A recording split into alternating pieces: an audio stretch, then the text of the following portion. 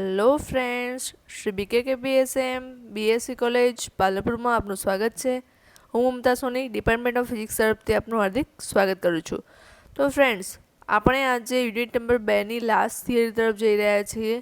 અહીંયા પણ જે યુજેટી થિયરી છે એ પણ એક આઈએમપી થિયરી છે, તો ખાસ ધ્યાન આપજો. અહીંયા આગળ લાસ્ટ લેક્ચરની અંદર આપણે જોઈ ગયા કે GFET અને આની અંદર આજે જોઈશું આપણે યુજેટી. તો GFET અને યુજેટી બંનેમાંથી ગમે તે એક થિયરી તો પૂછાય જ છે, આઈએમપી છે. ભલે આ ચેપ્ટર 2 થિયરીનું રહ્યું, પણ બંનેમાંથી એક થિયરી તો હોય જ છે. તો આજે આપણે જોઈશું યુજેટી, એને આપણે ગુજરાતીમાં કહીએ યુની જંક્શન ટ્રાન્ઝિસ્ટર, અને એને પ્રોનાઉન્સ પણ એવી રીતે કરવામાં આવે છે, યુજેટી. એનું શોર્ટ ફોર્મ છે યુજેટી. ઓકે, ચલો એની રચના સમજીએ. આ પ્રકારના ટ્રાન્ઝિસ્ટરની રચના આકૃતિ 7માં દર્શાવી છે. આ ટ્રાન્ઝિસ્ટરને 3 ટર્મિનલ હોય છે, એમીટર, બેઝ 1 અને બેઝ 2, પરંતુ તેમાં ફક્ત એક જ પીએન જંક્શન હોય છે. આથી તેને યુની જંક્શન ટ્રાન્ઝિસ્ટર તરીકે ઓળખવામાં આવે છે. જો અહીંયા આગળ આ બેઝ 1 છે, આ એમીટર છે અને આ બેઝ 2 છે. તો એની અંદર જે છે એ જે પીએન છે એ આ ભાગ હશે. તો એટલા માટે એને શું કહેવામાં આવે છે? યુની જંક્શન ટ્રાન્ઝિસ્ટર, કે માત્ર એની અંદર એક જ પીએન જંક્શન હોય છે એટલા માટે. કારણ કે અહીંયા આગળ શું હશે? પી હશે અને અહીંયા આગળ એન, એટલે આ એક જ પીએન જંક્શન હશે. અહીંયા તો એન છે એટલે પોસિબલ નથી પીએન જંક્શન, એટલે માત્ર આ ભાગની અંદર જ શું હશે? પીએન જંક્શન હશે. એટલા માટે યુની જંક્શન ટ્રાન્ઝિસ્ટર તરીકે ઓળખવામાં આવે છે. એટલે કે ઓછી અશુદ્ધિઓ ઉમેરેલો એન પ્રકારનો સિલિકોન બાર બનાવવામાં આવે છે, ડાયોડ, અને તેના બંને છેડે જોડાણ માટે 2 ટર્મિનલ બનાવવામાં આવે છે. આ બારને બેઝ કહેવામાં આવે છે. એટલે બંને છેડે એટલે આ છેડો અને એક આ નીચેનો છેડો, એટલે અહીંયા આગળ એક બેઝ, અહીંયા આગળ એક બેઝ, અહીંયા આગળ, અને તેના બંને છેડાને જોડાણને બેઝ 1 અને બેઝ 2 કહેવામાં આવે છે. અહીંયા આગળ તમે જોઈ શકો છો કે આ સિલિકોન બાર છે, આ બેઝ 2 અને બેઝ 1 નીચે છે. તો કંઈક આ પ્રમાણેની રચના હોય છે. તો કે બેઝની નજીક પી પ્રકારનું અર્ધવાહક દ્રવ્ય વાપરી પીએન જંક્શન બનાવવામાં આવે છે, અને આ પીએન જંક્શન ટર્મિનલને એમીટર ઈ કહેવામાં આવે છે. તો પીએન જંક્શનનો પી પ્રદેશ પ્રમાણમાં ઘણો નાનો હોય છે. તો એન પ્રકારના બેઝમાં ઓછી અશુદ્ધિ ઉમેરેલી હોવાથી તેનો અવરોધ પ્રમાણમાં મોટો હોય છે. તો કે આકૃતિ 8માં યુજેટીની સંજ્ઞા દર્શાવેલી છે, અને સંજ્ઞામાં દર્શાવેલ તીર એ પીએન જંક્શન જ્યારે ફોરવર્ડ બાયસ હોય ત્યારે તેમાં વહેતા વિદ્યુત પ્રવાહની દિશા દર્શાવે છે. શું કહે છે કે અહીંયા આગળ જે પી છે એ ખૂબ નાનો હોય છે, અને એન તો અહીંયા આગળ મોટો છે જ, અને પીની અંદર અશુદ્ધિઓ ખૂબ ઓછા પ્રમાણમાં હોય છે, એટલા માટે એનો અવરોધ ઓછો હોય છે, અને અહીંયા આગળ અવરોધ વધારે હશે. તો આને શું કહેવામાં આવે છે? જેને પીએન જંક્શન બનાવવામાં આવે એને એમીટર કહેવામાં આવે છે. એનું SiO2નું સ્તર છે. એટલે કે આ જે એરો છે એ શેનો દર્શાવ્યો છે? ફોરવર્ડ બાયસનું દર્શાવ્યો છે. હવે કાર્ય કઈ રીતે કરે છે? તો કે યુજેટીના બેઝ 2 ટર્મિનલને બેઝ 1ને અનુલક્ષીને ધન બનાવવામાં આવે છે. એટલે કે જે બેઝ 2 ટર્મિનલ છે એને ધન બનાવવામાં આવે છે બેઝ 1ની સરખામણીએ. તો કે બેઝ 1 અને બેઝ 2 વચ્ચેનો અસરકારક અવરોધ RBB છે. એટલે કે આ બંને વચ્ચેનો અવરોધ કેટલો હશે? RBB હશે, જેને આંતર બેઝ અવરોધ કહે છે. તો કે બેઝમાં અશુદ્ધિઓનું પ્રમાણ ઓછું હોવાથી તેનો અવરોધ ઘણો મોટો છે. એટલે કે જ્યાં અશુદ્ધિઓનું પ્રમાણ ઓછું ત્યાં અવરોધ ઘણો મોટો. તો કે આકૃતિ 9માં દર્શાવેલ સમતુલ્ય પરિપથમાં આ અવરોધ શ્રેણીમાં જોડેલા 2 અવરોધ RB1 અને RB2 વડે દર્શાવેલો છે. એટલે અહીં આગળ આખો જે આ બનશે એ કયો હશે? RBB બનશે, એટલે કે RB1 અને RB2નું જોડાણ. તો કે એમીટર અને બેઝ વચ્ચેના પીએન જંક્શનને ડાયોડ ડી વડે દર્શાવેલ છે, એટલે કે આની વાત કરી છે. તો કે અહીં RB1 એ ચલિત અવરોધ તરીકે દર્શાવેલ છે. અહીં આગળ આ જે એરો છે એ દર્શાવે છે કે આ જે RB1 છે એ શું છે? ચલિત છે. કારણ કે તેનો અવરોધ એમીટર પ્રવાહ સાથે બદલાતો હોય છે. એટલે જો એમીટર પ્રવાહ બદલાય તો એનો અવરોધ બદલાય છે, એટલા માટે. કે આઈનું મૂલ્ય જો 0 થી 50 માઇક્રો એમ્પિયર જેટલું બદલાય ત્યારે RB1નો અવરોધ 5 કિલો ઓહમથી ઘટીને 50 ઓહમ જેટલો થાય છે.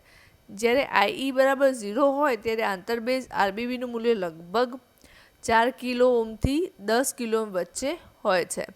તો કે બેઝ 1 અને બેઝ 2 વચ્ચે VBB વોલ્ટેજ લગાડતા RB1 પર મળતો વોલ્ટેજ કંઈક આટલો હશે. VJ is equal to VBB RB1 upon RB1 plus RB2 થશે. એટલે કે કંઈક આટલો વોલ્ટેજ એને મળશે. તો VJ બરાબર આપણે એવું લખી શકીએ કે ઈટા VBB જ્યાં ઈટા બરાબર RB1 upon RB1 plus RB2 એટલે કે આ બંનેનું એક જોડાણ લીધેલું છે. તો કે આપણે આવી રીતે લખી શકીએ છીએ એને. અને આની બરાબર શું ધાર્યું છે? ઈટા. અહીં ઈટાને આંતર સ્ટેડ ઓફ ગુણોત્તર કહેવામાં આવે છે, જેનું મૂલ્ય 0.5 થી 0.8ની વચ્ચે હોય છે. કે હવે જ્યારે એમીટર ઈને ધન વોલ્ટેજ VE આપવામાં આવે ત્યારે જ્યાં સુધી આ વોલ્ટેજ VJ કરતાં ઓછો હશે ત્યાં સુધી એમીટર ડાયોડ એ ડી રિવર્સ બાયસ સ્થિતિમાં રહેશે. એટલે કે VJ કરતાં જ્યારે ઓછો હશે જ્યાં સુધી VEનું મૂલ્ય ત્યાં સુધી એ રિવર્સ બાયસ સ્થિતિમાં રહેશે ડી. આથી કોઈ એમીટર પ્રવાહ એટલે બહુ જ ઓછો લીકેજ પ્રવાહ વહેતો નથી. આને યુજેટીની ઓફ સ્થિતિ કહેવામાં આવે છે. એટલે કે શરૂઆતની જે સ્થિતિ હશે એને આપણે ઓફ સ્થિતિ કહીશું, કે જે વખતે VJ કરતાં ઓછો હશે VE ત્યારે. હવે કે જ્યારે VE ગ્રેટર દેન VJ થાય ત્યારે ડાયોડ ફોરવર્ડ બાયસ થાય છે. એટલે કે હવે એની શરૂઆત થશે અને એમીટર પ્રવાહનું વહન થાય છે. તો કે ડાયોડ ફોરવર્ડ બાયસ થતાં એમીટરમાંથી બેઝ 1 તરફ હોલ ગતિ કરે છે અને બેઝ 1 પ્રદેશમાંથી એમીટર તરફ ઇલેક્ટ્રોન ગતિ કરે છે. એટલે કે જે બેઝ 1 છે એ તરફ હોલ ગતિ કરશે અને એના પ્રદેશમાંથી એમીટર તરફ ઇલેક્ટ્રોન ગતિ કરશે.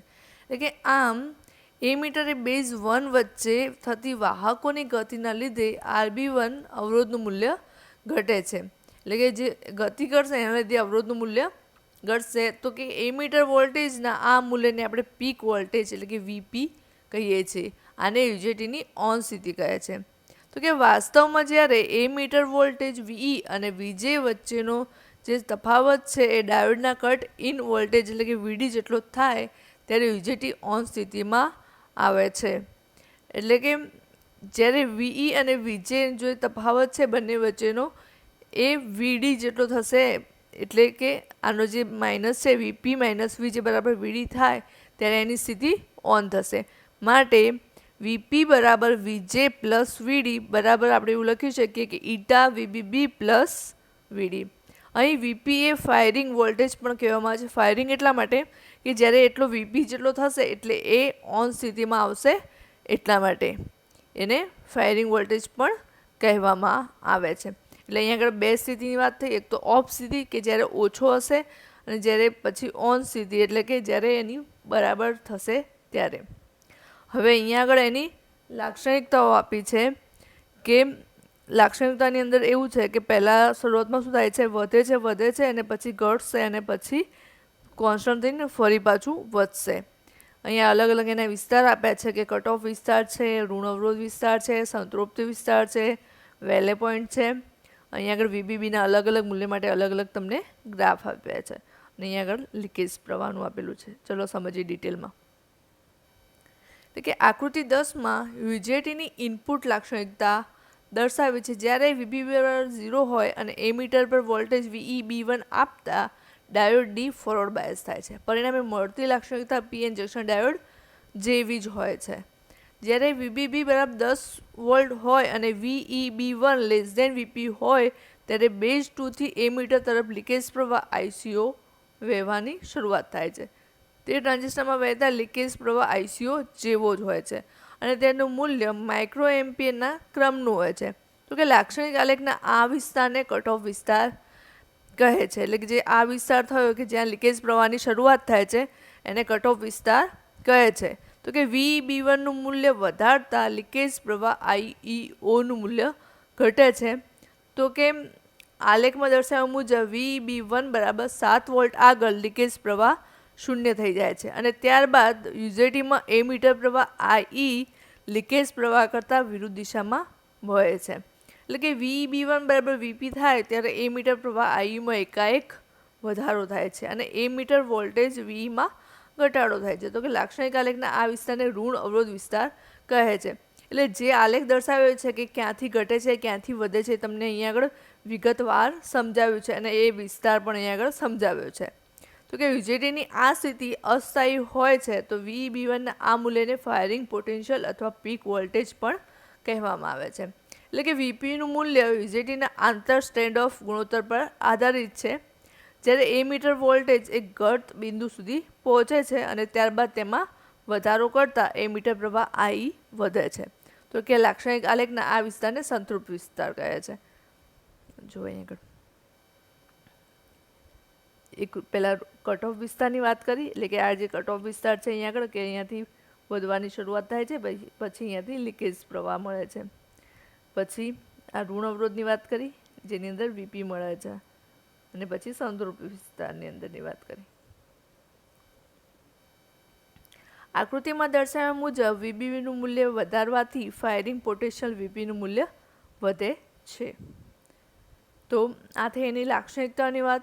પહેલાં એનું આપણે જોયું કે કઈ રીતે એની રચના છે, પછી એનું કાર્ય કઈ રીતે કામ કરે છે, પછી એની લાક્ષણિકતા અને હવે એનું લાસ્ટમાં એનો ઉપયોગ કે યુજેટીમાં ઋણ અવરોધવાળો વિસ્તાર મળતો હોવાથી તેનો ઉપયોગ રિલેક્સેશન ઓસિલેટર તરીકે થાય છે, જેનાથી દાંતા આકારના તરંગો ઉત્પન્ન કરી શકાય છે અને યુજેટીનો ઉપયોગ એસસીઆઈને ટ્રિગર કરવા માટે વ્યાપક પ્રમાણમાં થાય છે અને યુજેટીની મદદથી ફેઝ કંટ્રોલ તેમજ ટાઈમર પરિવર્તનો પણ તૈયાર કરી શકાય છે. એટલે કે જેની અંદર તમે ટાઈમ મુજબ એને કંટ્રોલ કરી શકો અને બદલી શકો એવા જે સાધનો હોય એની અંદર યુજેટીનો ઉપયોગ થાય છે એવું કહી શકાય. તો તમારો આજનો જે ક્વેશ્ચન છે કે યુજેટીની ઓન સ્થિતિ લખો, એ તમારે મને લખીને મોકલવાનો રહેશે. ઓકે, અને ખાસ આ થિયરી ફરી એકવાર તમે જોઈ લેજો કમ્પ્લીટલી, અને તો જ વધારે ખબર પડશે ને એકવાર લખીને તૈયાર કરી લેજો. ઓકે, થેન્ક યુ મિત્રો.